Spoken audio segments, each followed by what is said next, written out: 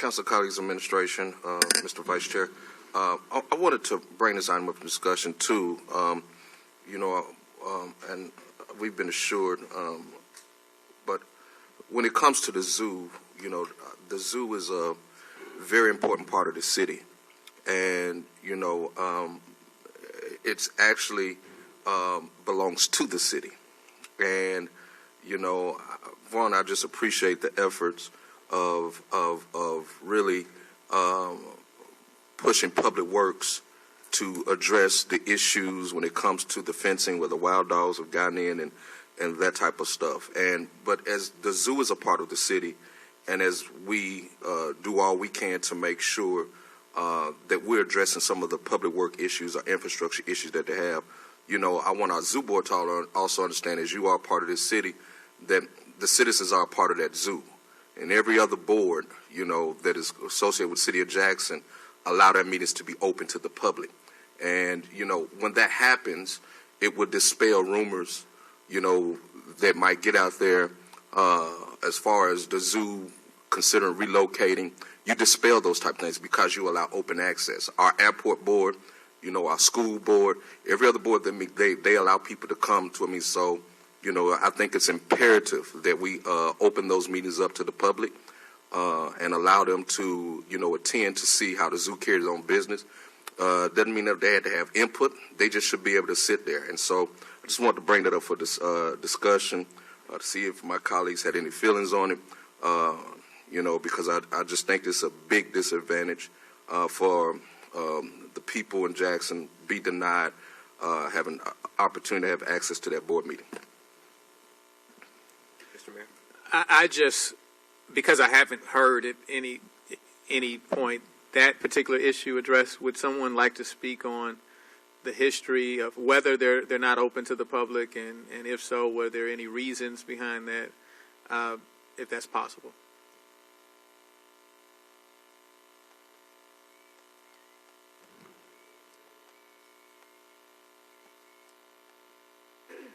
Good afternoon. This is Beth Poff, Executive Director of the Jackson Zoological Society. The Jackson Zoological Society is a 501c3 nonprofit corporation. And under state guidelines and state law, nonprofit corporations do not have to follow the same guidelines of open meeting, freedom of information, other than anything that might be addressed in an agreement or contract.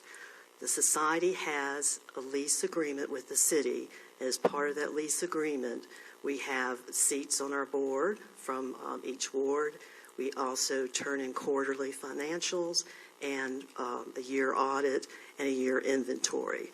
So we do follow the letter of the law in that way. Jeffrey Graves, who's our board president, again states that we are a nonprofit corporation, thus we do not have to have open meetings. So, Max? yeah, and so even though that may be your discretion, first of all, looking at it as a moral issue, because I have a church, and my church serves the community, and I wouldn't hold people from coming out and to a meeting in my church. Second of all, you have a board with people that are appointed and confirmed by this body, and they're everyday citizens. And I think it sends the wrong message. And if you're trying to dispel rumors, and I know it may be your discretion legally, but I'm asking you as a council member to open those meetings up because it dispels, these rumors that you're having to combat about the zoo relocating. Well, if the reason why they're out there is because nobody knows what you're talking about, and so, if you can, please, look at that. I was looking for someone in legal. I wanted to hear legal's take on it. Just trying to get to the facts and those information. So I hear your explanation as to how it arrived at that point. Is there anything discussed within the meeting that you feel it's of greater benefit that people not be allowed in? I just want to understand all these dynamics. I'm just trying to. I think since the nonprofit group was set up that way and continued to be set up that way, it's never really been discussed as far as open meetings or not. We have an annual meeting of members once, and again, that's addressed in the bylaw. What I'd like to say to Councilman Banks particularly is I'd like to take this back to our zoo executive committee and discuss with them how they feel about it, because ultimately it is their call, and it would be a change to the bylaws. And Mr. Councilman Banks. I'm sorry. Your zoo, just help me understand that. You have a zoo executive committee, right? Which is different from the zoo. Can you just kind of talk through the dynamics of the organization over there? Our board is made up of 16 positions. 8 of them are through the Zoo Society Nominating Committee, and they're 3-year terms, rotating 3-year terms that goes through the nominating committee. The other 8 are representations appointed by the mayor and city council, 1 from each ward, and then Parks and Recreation serves as our staff liaison. So that's the other position there. Of the board, there is a president appointed, a vice president, and various chairs. For instance, Catherine Cooper is here, who is the chair of our government committee. So anyone that is an officer or the chair of a committee is part of the executive committee. All right. So you have 8 people that are appointed by this body, correct? And then you have 8 people that are there. How do they get there? Does the other 8? Just like any nonprofit, there's a nominating committee. Names are brought forward to that nominating committee. They vet them, if you will, interview them. And I'm just sure, the nominating committee, do they consist of people who are on the board? Yes, sir. All right. Who's the executive committee? The executive committee comes out of that 16-member board. So out of that 16-member board? Correct. Okay. And you would agree that the zoo belongs to the city? The property certainly belongs to the city. Okay. Mr. Foote, and then the mayor. Okay. Oh, thank you. I serve on a number of boards on both nonprofit and private foundation and Jackson City Council. And I would strongly encourage you and your fellow board members to open your meetings to the public, and particularly as difficult financial times that we're in. I think it would be a constructive development. I would echo those sentiments. Let me say this. I know that one of the hot button issues is the issue of staying where the zoo is or relocating, and so we have to get to that, and I made it clear what my feelings are towards that. But that aside, Director Poth and I have had the opportunity to meet before, and I've had the opportunity to tour the zoo and see a lot of the good work that y'all are doing and the challenges that you're facing. I think that opening the meetings might actually assuage some of those concerns, and people actually get a more in-depth understanding of what's happening at the zoo. I think, you want to show people how committed that the board and everyone else has been towards it. I've asked Attorney Allen to just for the purpose of understanding from the legal side of things what that responsibility is. But I'd echo the sentiments of encouraging that it be open to the public. Monica Allen, Office of the City Attorney. I think just from an operational perspective, yes, the property does belong to the city, but operationally, the relationship between the board and the city is dictated by contract. Several years ago, the city entered into an agreement with the board. In that agreement, it dictates various rights and responsibilities of both parties, but it also dictates the appropriation of funds to the zoo when is budgetarily reasonable, and it's just me going off the top of my head. And that agreement has been amended several times over maybe the past 10 years or so. And so I think it's just important to note, as the mayor stated, that operationally, the way that they operate in relation to the city is dictated by that agreement, all the way down to how many appointments to the board that the city receives and how that's done. So it's not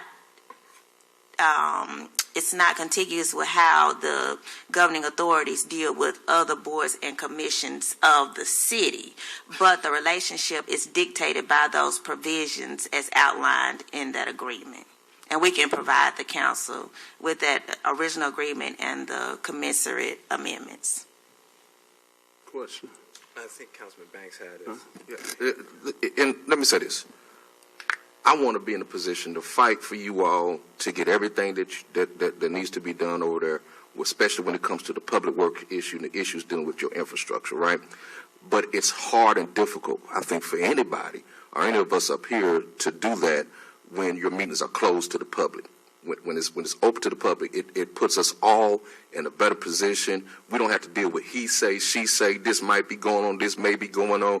We can deal with something that's open and transparent. And I want to help dispel some of those. If it's a rumor, it's a rumor. If it's not, it's not. But whatever it is, I think you're in better position if it's open. And so I hope that that the board, the executive directors, whoever they are encouraged to really open those meetings up and allow the public to have access.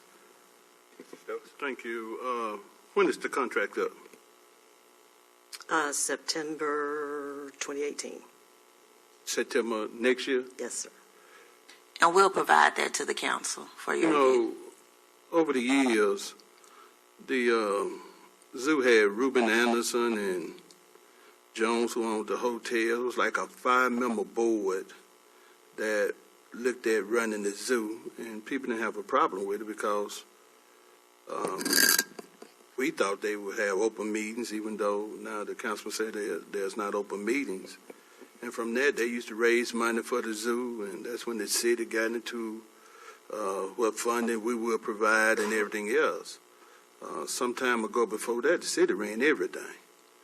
And, people said that it was going to be a good decision to have this organization. Now we find a 16-member board, 8 from the city and 8 from the zoo. And, we didn't have many major problems when we had Ruben Anderson. Ruben's still alive, and we can call Ruben Anderson and ask him when the changes took place. And I'm telling you, Jones was on there, Ruben Anderson. It was about 5 people. And they raised money. They did all kind of things. But I think if the contract is up next year, then I think there's going to be some decisions made as to the contract, because all these council members and the mayor should be here next year. So we have time to look at which direction we're going to go. Have time to bring Ruben Anderson, and I think Jones may have passed, and talk to them about how it was working good in the past, and now we got these problems in the future. But again, if the contract is up next year, we need to get the copy of the contract, because we need to know if whether or not we need to get notice that we're thinking about voiding the contract or not enter into another contract. And if we're going to enter another contract, I think part of that other contract must be you got to have open meetings. City council meetings are open and public comment. Everybody have open meetings, especially when you got government money. Thank you, sir. Mr. Mayor? Director Poff, I'd like to give you, so I understand the history. I understand, you said that the board has never really considered it. Is it your position that you're unwilling to open it, or you need time to think about it, or just want to hear what your thinking is? I would have to go back to my executive committee and talk with them about it and see how they would feel, because it would be a bylaw change. I don't think there's a feeling one way or another other than to have an efficient board meeting. Mr. Banks? We'll try and wrap this up. All right, 16-member board, 8 appointed from the city, and 8 by a nominated committee. Of your executive committee makeup, how many of those are from the appointment of the city? I have to think. Ms. Cooper, Ms. Morris, and I think just the 2. I'm looking over here at Trey. I think 2 on the executive committee are city appointees. Yes, sir. And how many is on the executive committee? It is currently 6. 6, and only 2 from the city are represented on the executive committee? Okay. All right, any further discussion? Thanks. Thank you, Ms. Boff. Do you have anything you want to add in closing? No, just to let you move on to the next item. Thank you for your patience. All right. Any reports from members, mayor, department directors?